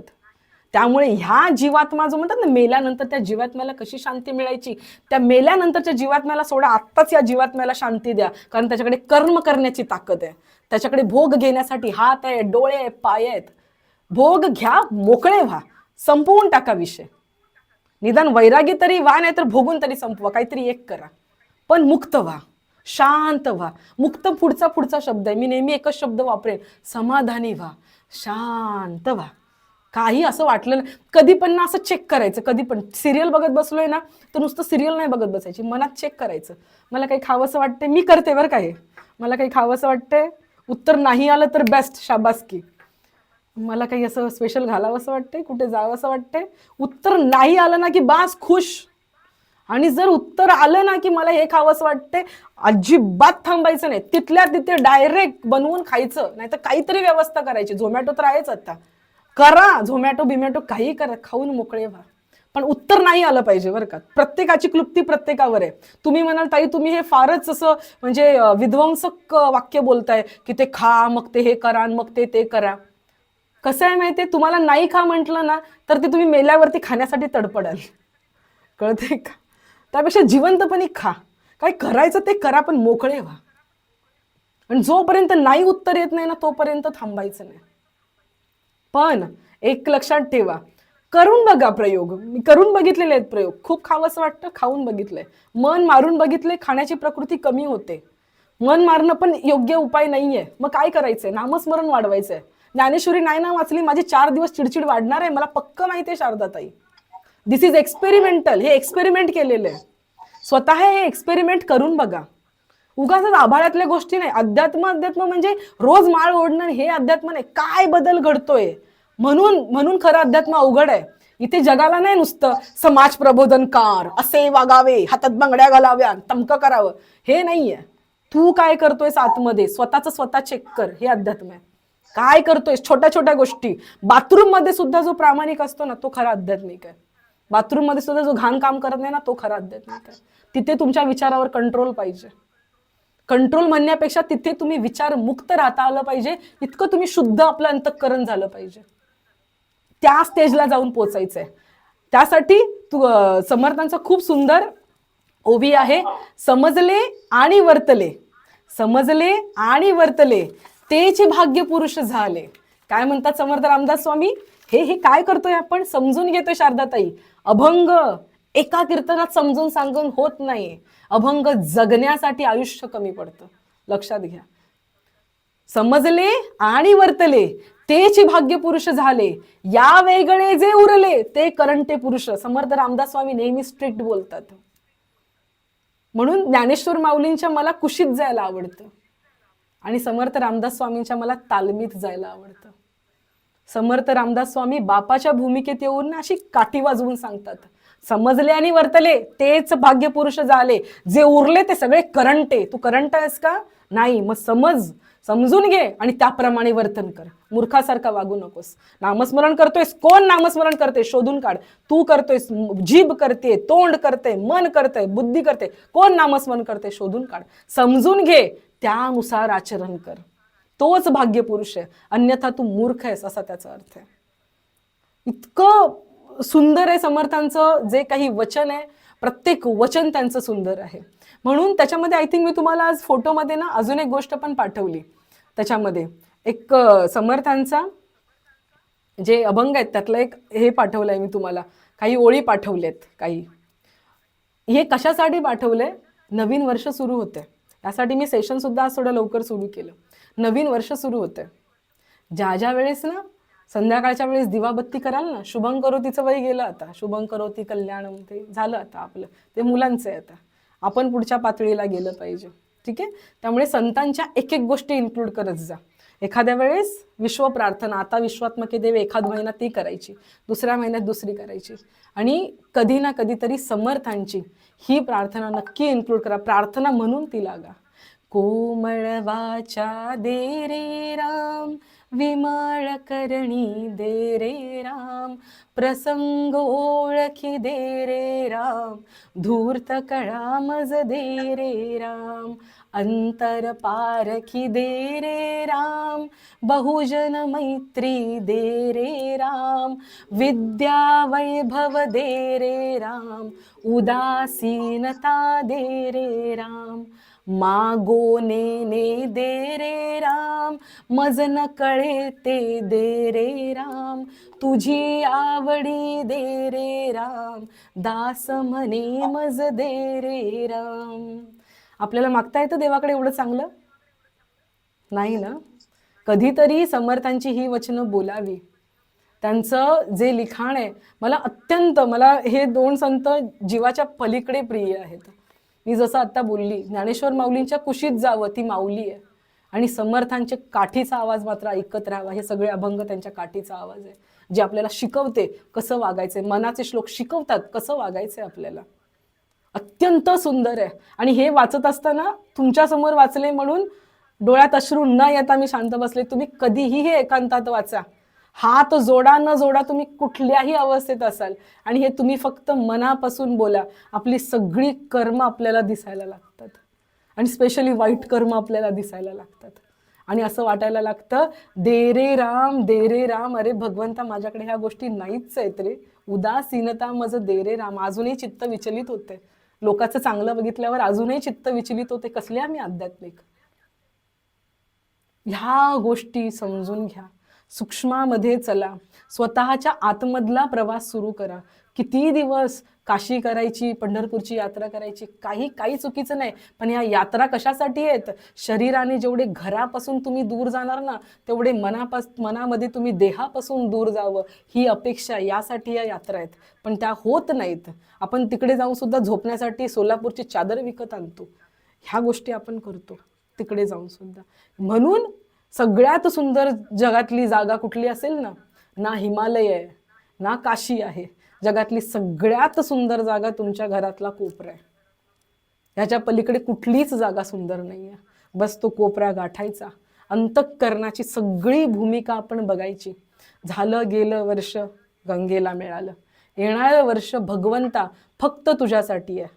कमीत कमी बोलणे, कमीत कमी भावनिक होणे, जास्त गोष्टींना अटॅच होऊ नका. जास्त मित्रमैत्रिणी, नवीन शेजारी आली आहे, नवीन बाई राहायला आले, आमका आलाय नवीन, तमका आलाय नवीन, येई नका. त्याचा तो काही झक मारायचा तो मारेल, आपल्याला काही फरक पडत नाही. आपण आपलं भगवंताचं नाम, आपली डिटॅचमेंट, नाम नाही ना घ्यायचंय, चांगलं काहीतरी काम करा. मी सरळ म्हणते, जे लोक रिटायर झालेत ना आणि जे असेच काठ्या मारत खालून फिरत असतात ना, त्यांनी काहीतरी चांगलं काम करा. संस्कार वर्ग घ्या, तुम्हाला जे येतं ते लहान मुलांना बोलून दाखवा. त्या लहान मुलांच्या आया ऑलरेडी वैतागलेत ऑफिसवरून येऊन, घरात त्यांना एकत्र 10-15 पोरांना घ्या त्यांचे बालसंस्कार शिबिर. हा देह अखंड भगवंतासाठी जाळायचा आहे. सदा सर्वदा योग तुझा घडावा, तुझे कारणी देह माझा पडावा. कशासाठी? देह तुझ्या कारणाने पडायचा आहे. मग तो काय असाच फक्त आपल्याच नातवंडांना खेळवत पडावा? अजिबात नाही. बसा, वाचा, ग्रंथ वाचा, चांगले संस्कार द्या. ही संस्कृतीची सेवा करतोय आपण. बांगलादेशमध्ये जाळलेला तरुण नुसता सोशल मीडियावर शेअर करून होणार नाही आहे. त्यासाठी पॉझिटिव्हिटी स्प्रेड करावी लागेल. आपला हा जो सनातन वैदिक धर्म आहे ना, त्याला वाढवावा लागेल. कारण दुसऱ्याला सुद्धा प्रेमाने जवळ करण्याची भूमिका फक्त आपल्यामध्ये आहे, लक्षात घ्या. ज्ञानेश्वर माऊली या शब्दातून फक्त त्यांचं आयुष्य कार्य सांगत नाहीत, आपण कसं वागावं हेही सांगतात लक्ष्मण दादा. त्या माऊली बनून ती आपल्याला सांगते, तू पण माऊली बन. तुला सुद्धा लोकांचं लेकरू बघितल्यावर मनामध्ये कळवळा येऊ दे. एखादा वाईट मार्गाला जात असेल ना, तुला बघून रडू येऊ दे, बाबा नको असं करू, तुला अंतःकरणातून वाटू दे. ती निंदा नसली पाहिजे, मनापासून प्रेम असलं पाहिजे. नाही तर काय कशा करताय तुम्ही, असं थोडी असतं कीर्तन, असं थोडी वागतात. बघा टोनमध्ये डिफरन्स असतो. ते माऊलीचंच प्रेम असलं पाहिजे. स्वतःला तपासून बघा. माझा पण यायचा कधी कधी, तपासून बघितलंय, मला कळलंय नंतर कधी कधी कसं कसं बोलली, आठवतंय. मग हे सगळं आठवलं पाहिजे, डोळ्यातून अश्रू निघाले पाहिजेत. बास, पोचलो आपण समर्थांच्या दरबारात की समर्थ मी खरंच असं बोलले हो माऊली, खरंच चुकलंय माझ्याकडून, नको नको ते नको, निघून जाऊ दे. मनात तो विचारही नको, उदासीनता दे रे राम. मज न कळे ते, मलाही बऱ्याच गोष्टी कळत नाहीत अजून, त्या पण दे मला. तुला जास्त कळतंय माझ्यापेक्षा मला काय काय पाहिजे. इतकं सुंदर संतांचं वाङ्मय आहे ना, कसं बोलायचं कसं वागायचं सगळ्या गोष्टी आपल्याला संत सांगतात. आणि ह्याच नोटवरती मी गोष्ट सांगेन शेवटची, की आपल्या मनामध्ये माऊलींचा कळवळा अंतःकरणामध्ये धारण करून आपण जगलं पाहिजे. सुंदरसा व्यक्ती, एक सुंदर व्यक्ती होऊन गेली ज्यांचं नाव आहे अब्राहम लिंकन, जे US चे प्रेसिडेंट होते. एवढे आयुष्यामध्ये त्यांनी टक्के टोनपे खाल्ले. त्यांच्या आयुष्यातला एक प्रसंग आहे जे आपण गोष्ट म्हणून घेऊया आज. एक दिवस अब्राहम लिंकन त्यांच्या पार्लमेंटमध्ये अत्यंत घाणेरड्या कपड्यांमध्ये पोहोचले. असा सगळा चिखल वगैरे लागलेला होता. लोक अगदी आश्चर्याने बघायला लागले की काय हा व्यक्ती इतकी घाणेरडी कपडे घालून इथे एवढ्या मोठ्या सभेमध्ये आलेला आहे. त्यांनी एक जणांनी असं आश्चर्यपूर्ण त्यांचे चेहरे बघून लिंकन साहेबांना वाटलं की ह्यांना काहीतरी प्रश्न पडलेला आहे, हे लोक अशा पद्धतीने बघतायत. अब्राहम लिंकन भाषणामध्ये त्यांच्या पुढे म्हणाले की झालं असं की मी येत असताना, माझी बग्गीतून मी येत असताना एका डुकराला मी गटारामध्ये पडलेलं पाहिलं, आणि ते डुक्कर त्या गटारातून बाहेर येण्यासाठी अतोनात प्रयत्न करत होतं. म्हणून मी बग्गीतून खाली उतरलो आणि त्या डुकराला मी बाहेर काढलं, आणि ते काढत असताना माझे कपडे घाण झालेले आहेत. लोक अजूनही आश्चर्याने बघत होते. अब्राहम लिंकन असं म्हणाले पुढे जाऊन की जसे तुम्ही माझे सगळे प्रजाजन आहात ना, तसे ते डुक्कर सुद्धा माझी प्रजा आहे. मी त्यांचा सुद्धा प्रेसिडेंट आहे, त्यांचा सुद्धा मी राष्ट्राध्यक्ष आहे, म्हणून त्याच्याप्रती मी कर्तव्य पूर्ण करून आलोय. बघा अब्राहम लिंकन यांचं चरित्र जर जवळून तुम्ही बघितलं, संपूर्ण आयुष्य आपल्याच फक्त नाही, जिथे जिथे ही करुणा आहे ना, तिथे तिथे आपला वैदिक सनातन धर्म आहे असं म्हणायला हरकत नाही. किंवा कुठलाही उत्कृष्ट धर्म फक्त आपल्याला करुणा आणि प्रेमच करायला शिकवतो. आपण सुद्धा येणाऱ्या वर्षामध्ये भरपूर झालं ते, लक्ष्मण दादा, ज्योतिताई, शारदाताई, भरपूर, म्हणजे मला ना अनेक मुलं बघून असं वाटतं किती दिवस आपण सुंदर दिसण्याचा प्रयत्न करून परलिंगाला आपल्याकडे अट्रॅक्ट करण्याचा प्रयत्न करणार. महिला पुरुषांना, पुरुष महिलांना, कितीही काहीही असू द्या, कुठलीही वासना असेल ते, किती दिवस आपण अन्नाच्या मागे लागणार, किती दिवस आपण या संपत्तीच्या मागे लागणार, किती दिवस आपण विपरीत लिंगाने आपल्याकडे बघावं किंवा कुठल्या तरी मित्रमैत्रिणींनी आपल्याला सुंदर म्हणावं यासाठी सुंदर दिसण्याचा प्रयत्न करत बसणार. त्याच्याही पलीकडे जा, सोडून द्या हे सगळं. आपण आईच्या भूमिकेत येऊया, आईच्या भूमिकेत, हिरोच्या भूमिकेत आपण येऊया. सगळ्यांवरती मनापासून प्रेम करूया. आणि सगळे जे करतात ना, चार चौघ जे करतात तेच केलं तर चार चौघांसारखंच फळ मिळणार. पण माऊलींसारखं काहीतरी वेगळं करायचं असेल, आयुष्यामध्ये वेगळं बनायचं असेल तर वेगळं करण्याचा प्रयत्न करा. एखादा दिवस आश्रमामध्ये जा, अनेको लोक आहेत ज्यांना आपली गरज आहे, त्यांना मदत करा. आपण जरी बिल्डिंगमध्ये राहत असू तरी आजूबाजूच्या झोपडपट्टीत लोक आहेत, त्यांना शिकवायला जा, त्यांना मदत करा. पण कुठल्या ना कुठल्या प्रकारे माऊलींचे आपण शिष्य आहोत, त्याला आपण खरं उतरलं पाहिजे. समर्थांच्या तालमीत आपण बनलोय, त्याला आपण खरं उतरलं पाहिजे. याचा निश्चय येणाऱ्या 2026 साठी आपण सगळ्यांनी करूया. अब्राहम लिंकन असतील, स्वामी विवेकानंद असतील, असं कधीच म्हणू नका हा व्यक्ती आमच्या देशातला नाहीये, आम्ही काय, म्हणून मी गेले काही सेशनना आपल्या देशातल्या गोष्टी नाही, बाहेरच्या देशातल्या गोष्टी घेतलेत. कुठलाही देश असो, जिथे करुणा आहे तिथे माझी माऊली आहे, जिथे शिस्त आहे तिथे माझे समर्थ आहेत. मी काया वाचा मने असं जरी मी गेलो असं तुम्हाला वाटत असेल तरी सुद्धा मी आहे, या जगभुवनी मी आहे असं समर्थ म्हणतात. कशाच्या रूपाने? दासबोधाच्या रूपाने. म्हणून दासबोधातली वचनं घ्या आणि त्याच्यावरती चालण्याचा प्रयत्न करा. नाही जमत ना, आणि पारायण हा विषय तर मला खूप हे झालेला आहे, पारायण नका करू, वाचन करा. पारायणामध्ये काय वाचतो याचं भान नसतं, पूर्ण करण्याकडे आपला कल असतो. वाचनामध्ये आपण काय वाचतोय हे भान ठेवून वाचा. आणि मग ते अंतःकरणात आणण्याचा, समजून घेण्याचा प्रयत्न करा. याचा अर्थ मी असं म्हणत नाही पारायण करू नका, पण काही दिवस केलं ना पारायण, आता पुढे चला ना, आता वाचन करा, त्यानंतर समजून घ्या, नंतर अभ्यास करा, आणि अभ्यास केल्यानंतर काहीतरी दुसऱ्यांना सांगण्याचा प्रयत्न करा, जेणेकरून ते आपल्या डोक्यामध्ये फिट बसेल. येतंय का लक्षात? कारण दुसऱ्यांना जेव्हा आपण बोलतो ना, तेव्हा आतला कुठेतरी मी असतो जो हाका मारतो, अगं तू आधी अशी वागतेस का, तू वागतेस का अशी, तू वागतेस का, त्या धाकाने आपण वागायला लागतो. स्वानुभव आहे, वागायला लागतो आपण. स्वतःला ट्रॅकवर आणण्यासाठी तो बेस्ट उपाय आहे. म्हणून मी असं कधीच म्हणणार नाही, जे काही मी बोलते ना, मी असं म्हणणार नाही की तुम्ही का करताय, तुम्ही हे का बोलताय, काही नाही, सगळाच चोरीचा माल आहे. सगळ्याच उच्चिष्ट जगत, व्यासांचंच उच्चिष्ट जगत आहे. कोणी कुठलेही कीर्तनकाराने काहीही बोलू द्या, कितीही महान असू द्या तो प्रवक्ता, कितीही तो प्रवचनकार मोठा असू द्या, कीर्तनकार मोठा असू द्या, त्याने ते कुठून ना कुठून तरी चोरीच केलेलं आहे. याच्या पलीकडे काहीच आलेलं नाही. त्यामुळे तुम्हाला जे काही असेल ना, मी म्हणते की ही जी ज्योत, जे आपण बोलतोय, जे विचार बोलतोय, तुम्ही सुद्धा ते विचार घ्या आणि ह्याच्यापासून पेटून उठून त्याचा प्रकाश बाजूला पडू द्या, ती भावना सगळीकडे पसरू द्या. घ्या, बोला, बोलत सुटा, करत सुटा. या काया वाचा मनाने, या तिन्ही गोष्टींनी, काया वाचा मन, या सगळ्या गोष्टीने भगवंताची सेवा करत चला, करत चला. तर येणारं वर्ष काहीतरी वेगळं आहे. नित्य नूतन दिवस आम्हा जागृतीचा, तुकाराम महाराज म्हणतात. प्रत्येक दिवस आम्हाला, ते वर्षाचं नाही बोलत आहेत, प्रत्येक दिवस आम्हाला जागृतीचा आहे. गेल्या सेशनला आम्ही जे शिकवलो, निदान 7 दिवसाचा तरी कालावधी घ्या, गेल्या सेशनला शिकलो, आता या सेशनला मी हे शिकलो. नित्य नूतन दिवस आम्हाला जागृतीचा आहे, या बाबतीत मी जागृत झालो. असं करत करत करत पुढे गेलं पाहिजे, तर फायदा आहे, अन्यथा मुसळ केरात आहे. सो अशी ही सेवा मी समर्थांच्या चरणी अर्पण करते, ज्ञानेश्वर माऊलींच्या चरणी अर्पण करते. कोणाला काही बोलायचं असेल तर पटकन बोला. येस, आजचं सेशन थोडा हेवी होता, सगळं एकदम डाउनलोड व्हायला, डायजेस्ट कारण का खूप साऱ्या गोष्टींबद्दल बोलला, पराशक्ती याबद्दल पण बोलला, खूप छान वाटलं. आणि तुमचं जे तो कॉन्सेप्ट होता नाही का, नियोजित आणि इच्छित, ते अजून माझ्या मनाला लागलं. आणि बरोबर आहे, नियोजित आणि इच्छित ह्याच्यामध्ये कसं आहे ना, माणसांची स्वीकृती पण पाहिजे ना. एक्झॅक्टली, बरोबर. ते तर होणारच आहे. इच्छिताचं पारडं हळूहळू कमी झालं पाहिजे. इच्छितचं पारडं कमी व्हायला पाहिजे आणि स्वीकृतीचं पारडं नेहमी, त्या स्वीकृतीचा जो काटा आहे तो नेहमी नियोजितकडे कल्ला पाहिजे जास्त. एक्झॅक्टली अर्चनाताई. हा शारदाताई, तुम्ही म्यूटवर आहात, बोला बोला.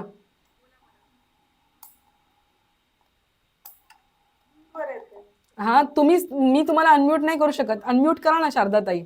तिथे असं माईकचं चिन्ह आहे ना, त्याला क्लिक करा. हा, आता बोला.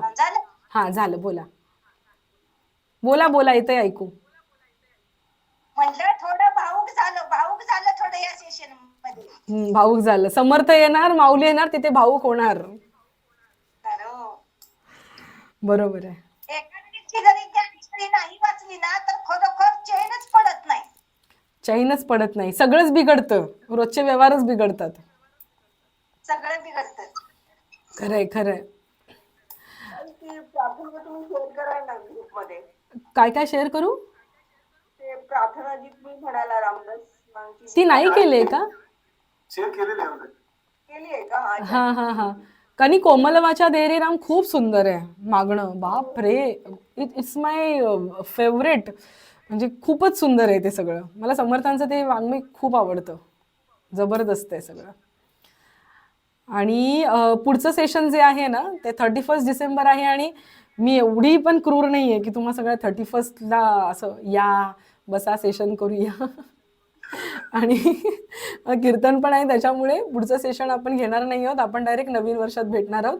सगळ्यांनी मजा करा, असं अजिबात नाही. सगळ्यांनी पावभाजी बनवा, पावभाजीच ठरलेली असते मोस्ट ऑफ द ठिकाणी. शाकाहारी लोकांच्या घरात पनीर पावभाजी बनेल, चीज पावभाजी, याच्या पलीकडे जास्त काही बनत नाही. सो जे काही असेल ते बनवा, खा, आपल्या लेकरा बाळांसोबत सगळ्यांबरोबर मजा करा. शेजाऱ्या पाजाऱ्यांबरोबर अलिप्त राहायचं, म्हणजे तसं अलिप्त नाही राहायचं, सगळ्यांबरोबर सगळं शेअर करायचं, गुण्या गोविंदाने हसत राहायचं. फक्त अंतःकरणातून हसताना मनामध्ये पाहिजे. ध्यान कुठे असलं पाहिजे? तत्वाकडे लागलेलं असलं पाहिजे. मी कोण आहे त्याची जाणीव असली पाहिजे. मी ज्योती नाहीये, मी अर्चना नाहीये. मी कोण आहे? मी आत्मरूप आहे, मी भगवंत स्वरूप आहे. आणि मी फक्त कोण आहे? इथे साक्षीदार म्हणून उपस्थित आहे. कोणी माझ्यावर रागवलं तरी मी रागवू नये, कोणी अति आनंदित झालं तरी मी हुरळू नये. एवढी भूमिका घेऊन चाललं पाहिजे. बघा किती किती निरपेक्ष राहता येतं, फक्त देता येतं. कुणाची काय अपेक्षा पण निर्माण होत नाही की मी हिला वाटीतून घालून पावभाजी दिली म्हणून तिने तिच्या आळू वड्या मला वाटीत घालून दिल्याच पाहिजेत. काही फरक पडत नाही, नाही दिलं तरी. येतंय का लक्षात? हा छोटे छोटे बदल आहेत ते आपल्यामध्ये घडत असतात आणि ते झाले पाहिजेत. तर त्या अध्यात्माचं. आणि आपण दिसताना आपण असे समाधानी दिसतो, मग निवांत शांत. आणि जे लोक हावरट असतात ना त्यांचे डोळे पण खूप बोलतात बघा, असे हापापलेले असतात. सहज लोक कळतील तुम्हाला. आपल्या हातवाऱ्यांमध्ये फरक पडतो, आपल्या दिसण्यात फरक पडतो, आपल्या डोळ्यात फरक पडतो. संपूर्ण कायापालट होतो ज्या वेळेस भगवंत आपल्यामध्ये अवतरित होतो. आपण स्वतः भगवंत होतो. ओके. सो जर कोणाला काही बोलायचं नसेल तर मी इथे कन्क्लूड करते. आपण नवीन वर्षामध्ये भेटू. तुम्हा सर्वांना नवीन वर्षाच्या मनपूर्वक अंतःकरणपूर्वक शुभेच्छा. येणारं वर्ष अध्यात्माने भरभरीत असं जावो, माऊलींचा साक्षात्कार हो. जरी देहरूपाने नाही झाला तरी त्यांची जाणीव जेथे जातो तेथे तू माझा सांगाती आणि माझा हात धरून तू चालतोयस म्हणून मी सगळीकडे काळजीपूर्वक वागलं पाहिजे. जो हात माऊलींनी धरलाय, दुसऱ्या हाताने मी भ्रष्टाचार नाही केला पाहिजे, दुसऱ्या हाताने मी दुसऱ्याचं वाईट नाही केलं पाहिजे. ही भावना अंतःकरणामध्ये धरून चाललं पाहिजे. आणि हे फक्त आपण नाही, सगळ्या जगाची मक्तेदारी नाही घेऊ शकत, पण जे कोणी आई वडील आहात ना त्यांनी आपल्या मुलांची मात्र मक्तेदारी घ्या. तोच या जगामधले आई वडील तेच श्रेष्ठ आहेत जे स्वतःच्या मुलांना अध्यात्माच्या मार्गावर आणतात. अन्यथा तुम्ही सगळे वाया गेलेले आहात. हे माझं वाक्य आहे. यायचं की नाही ते त्यांच्यावर राहू द्या, पण आपल्याकडून प्रयत्न 100% काय 1000% झाले पाहिजेत. याचा अर्थ माझी पोरं जाऊन कीर्तनकार किंवा बुवा बाबा गुरुच बनतील असा नाही, पण ती चांगला माणूस बनतील एवढी जबाबदारी माझी आहे. तरच आपण श्रेष्ठ आई आहोत, एवढं मात्र लक्षात घ्या. त्यामुळे मुलांना ह्या मार्गात आणण्याचा प्रयत्न करा. त्यांना सुद्धा नवीन वर्षाच्या मनपूर्वक शुभेच्छा. झालेली सेवा माऊलींच्या चरणी अर्पण करेन. आणि तुम्हाला काही शेअर करायचं असेल तर ग्रुपवर शेअर करा, अन्यथा माझ्यावर शेअर करा. आपण त्यावरती नक्की बोलू. बोला पुंडलिक वरदे हरी विठ्ठल. श्री ज्ञानदेव तुकाराम पंढरीनाथ भगवान की जय. माऊली ज्ञानेश्वर महाराज की जय. जगद्गुरु तुकाराम महाराज की जय. सब संतन की जय. गोपाल कृष्ण भगवान की जय. अकल्पायुष्य भावे तया कुळा माझी या सकळा हरीच्या दासा.